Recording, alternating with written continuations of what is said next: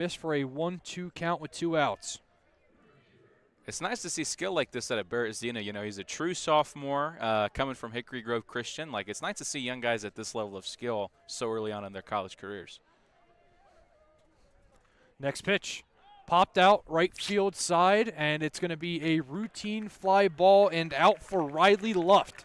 So Berezino leaves one stranded at second and goes through 4 batters, 1 hit allowed, and that is going to send us to the bottom of the first where the Mountaineers are going to be up, and it's going to be Tank Yakubi, Charlie Evans, and Steven Smith to kick it off for the Mountaineers.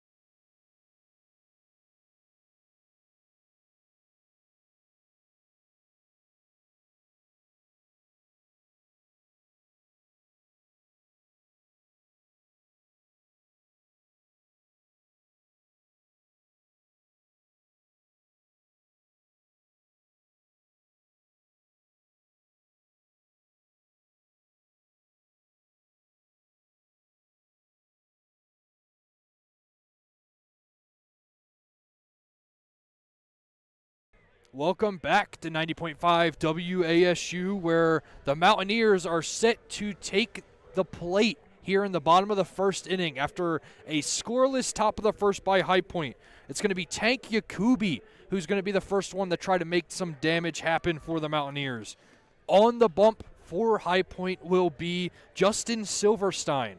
14.4 ERA in 2 starts, has pitched 5 innings, allowing 10 hits and 8 earned runs.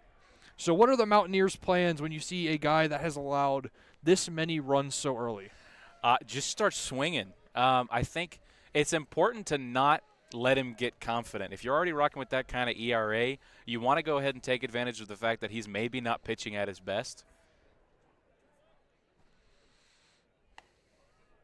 And I think, yeah, I just I don't know, destroy him. Destroy the confidence, destroy the energy. Go ahead and get him off the mound quick. First 2 pitches of the at-bat will be 1 ball and 1 strike, so 1-1 count to Yakubi, who's batting .308 on the season. That ball bounces in and into the App State dugout. Very impressive bounce off that baseball. It almost looked like a cricket pitch there. Yeah. Now it makes it a 2-1 count. Yakubi has been batting more in the middle of the lineup throughout the season, but Kermit Smith decides to move him up to the leadoff spot now. The kid has a ton of speed. I think it's totally reasonable. You know, he's older. He's got the experience on the plate. He's got a great average, .308 right now, early in the season. Who knows? Maybe we'll see his first homer tonight. That'd be quite a fun time. But it's a great way to start the night tonight. That ball will be in for ball 3. So 3-1 count, hitters count for Yakubi. And that ball is outside, so first walk of the night will be on the back of 27, Tank Yakubi. See, that's where that high ERA starts to come in. And like I said, that's where it's dangerous. You can't let the guy get comfortable. That will be Silverstein's 7th walk of the season. So in 5 innings, 7 walks. That's definitely not ideal. No. Now it's the Levittown, Pennsylvania native Charlie Evans starting in center field today for the Mountaineers, batting right-handed with a .302 batting average. First pitch to him, high and tight for ball one. And he's just dropped the ball on the mound on the throwback from the catcher. It's going to be very interesting to see how High Point can endure this cooler weather. App State, is used to it because we saw snow just last week, so it's not out of the ordinary for the Mountaineers as the ball is in there for strike two. Well, it's interesting, if you strike look, one, excuse me. You're good. If you look, High Point's not won against the Mountaineers in Boone in 12 years. And you come up here in this colder weather and you're facing this, this impenetrable energy here at Beaver Stadium, and it gets scary. That ball is in there for ball number two. And, 12 years. That's crazy to think about. I was 11 years old the last time that High Point has won in this stadium. Yeah, I was in elementary school. And I'll tell you what, first 250 fans here, and I got pint glasses. These Mountaineer fans get a little loose, and, boy, they sick on you. And talking about getting sticked, Charlie Evans gets hit in the back by the pitch, so that's going to be 2 runners on via a walk and hit by pitch for the Mountaineers with no outs. So we got, 6 innings, 8 walks, 1 hit batter? I believe that is the stat line. That's the up-to-date. Yeah, this is going to be a long second inning. Or bottom of the first. What am I talking about right now? This Mountaineers team, 2 very, very, very fast players on the base paths right now in Yakubi and Charlie Evans. The next up, the two-way player himself, Steven Smith. Starting at third base, we could see him possibly pitch tonight. And batting in the right-handed batter box in that third position with a great .364 batting average. The first pitch to Steven is low for ball one. Yeah, folks, this isn't Panthers legend Steve Smith. This is App State's own. I'll tell you what, no outs right now. This is an awful place to be in so early in the game. Yeah, no outs, 2 runners on via the walk and hit by pitch, and Steven Smith, who has been electric at the plate. And then behind him, you have Riley Luft. There really is no weak spots in this Mountaineers lineup, so Silverstein's going to really have to try to find a groove here to get some outs. I'm fascinated by High Point's choice to put Silverstein in at first, in the bullpen. I mean, this is such an interesting person to start the mound off with. It's going to be a bullpen game for both sides today, and it's just going to really come down to who can manage their bullpen better and get the right pitchers in at the right time. 1-0 count after the mound visit. That ball is going to be low for ball 2, so 3 straight hitters in a row that Silverstein has fallen behind. He's already had a visit from the catcher, and you kind of have to wonder how much longer it's going to be before the coach comes out. But let's not dog on him too much yet. The real interesting is watching the bullpen for High Point. That is going to be ball 3, missing inside and low. So 2 runners on, 3-0 count with 0 outs for Steven Smith.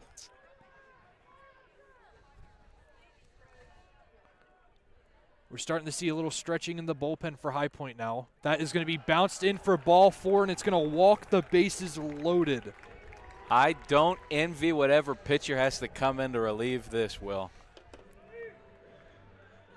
You got to wonder if that cold weather is really getting to Silverstein too, because it looks like his release is off a little bit, and he's been yanking a lot of these fastballs that have ended up resulting in them bouncing either before the plate or on the plate. And we're going to get a visit by the pitching coach just to kind of come out and settle him down. Yeah, I think High Point's done all they can to stay warm. We're rocking these nice all-black uniforms. You got dark stuff on. You got a lot of these guys are rocking the shooter sleeves and the long sleeve shirts underneath the jerseys. But I mean, you and I are sitting here in sweatshirts, and even us are shivering a little bit over at the desk. I can't imagine what it's like to be on the mound right now. Luckily, they get to be in the sunlight, so they have that one thing going for them. And we are sitting behind the tower in the shade, so a little less fortunate for us. But really unfortunate here for Silverstein, as he's going to have to face Riley Luft with the bases loaded.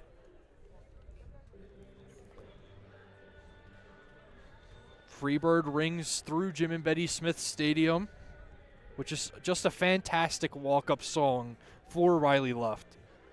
who is batting .286 on the season and has appeared in every single game for the Mountaineers so far this year.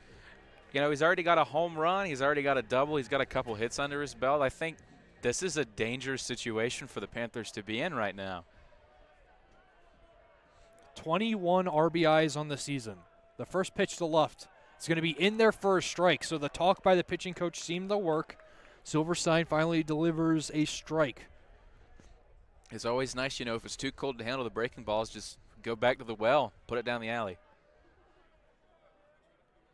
No outs, bases loaded. The ball is going to be skied to center field, deep enough to where this should score a run. Yakubi's going to tag, Evans is going to tag, and Steven Smith is going to tag. So 3 tag, all the runners advance, and now the App State's going to have 1 run on the board via the sacrifice fly. Charlie Evans is going to be on third. Steven Smith is going to be on second. That High Point second baseman, he botched that catch from the outfield there for a second. I was worried we'd have 2 runs here to start this inning. Next up will be Colton Denton, who is going to be behind the plate tonight, catching Berezino and probably a few more App State pitchers throughout the night, batting .297 with 1 home run and 7 RBIs. First pitch to Denton will be outside. Ball 1, batting from the right-handed side of the plate. Denton's kind of taken over the role at catcher for the Mountaineers in the last couple weeks. Ball 2 to Denton, just because he's been able to be very disciplined at the plate. And as a freshman, when you can have that discipline, it plays huge for a team. That's what I was just about to bring up is, you're so consistent, so young, that means worlds. You're not burdened down by injury. You're not burdened down by experience. You're playing hot, you're playing quick, and you're doing what you're supposed to do. Next pitch will be in there for a strike. So 2-1 count, 1 out, runners on third and second. And he's from Knoxville, Tennessee. Shout out my grandma, grandpa. Hi, Mimi. Hi, Robert. They live in Knoxville. We have a couple guys that come over from that Tennessee area. Since we're not too far from the border, it's not that far of a trip for them, which is really nice. No, and what makes it nice, too, is these guys play high school baseball, they play spring ball, and they play it in the same cold we play up here. That's going to be strike number 2, so 2-2 count to Denton. The 2-1 swung and a miss on a beautiful breaking ball by Silverstein, and that's going to be out number 2. Next up is going to be the freshman phenom that's been amazing for the Mountaineers so far. In the fall, hit 4 home runs. This season so far has been great from the leadoff. He's now moved down in the lineup a little bit, and that's Nico Soul. 5 home runs on the season and 18 RBIs, but batting .226. So a little bit of destroy the baseball, or he's probably a little bit destroy the baseball or get out. Call it Kyle Schwarber in a sense. Yeah, it's a little bit of, like a little bit of a gunslinger action. You hit the ball out or you strike out, and there's no in between. It makes the game very efficient, I think. There's no visiting bases. You get to save lots of time. First pitch to Soul is going to be a ball, high and in. Soul is a part of this Mountaineers offense that has just been blowing up teams these last few weeks. They scored 10 runs in both of their wins against ODU this past weekend. They've figured it out. They figured out how to get the balls out of the field. They figured out how to get the guys moving. And I'm excited to see how that plays out tonight. 2 balls, no strikes with 2 outs and runners on second and third. The pitch to Soul. That one's going to catch the outside part of the plate for strike 1. And you mentioned Soul's strikeouts. His strikeout to walk ratio so far this season is 29 strikeouts to 10 walks. But if you include 5 hit by pitches, it's 29 to 15. Next pitch in the 2-1. Swing and a miss. 2-2 count now for Soul. So 2-2, 2 outs, 2 runners on. App State has plated 1 off of a sacrifice fly by Riley Luft.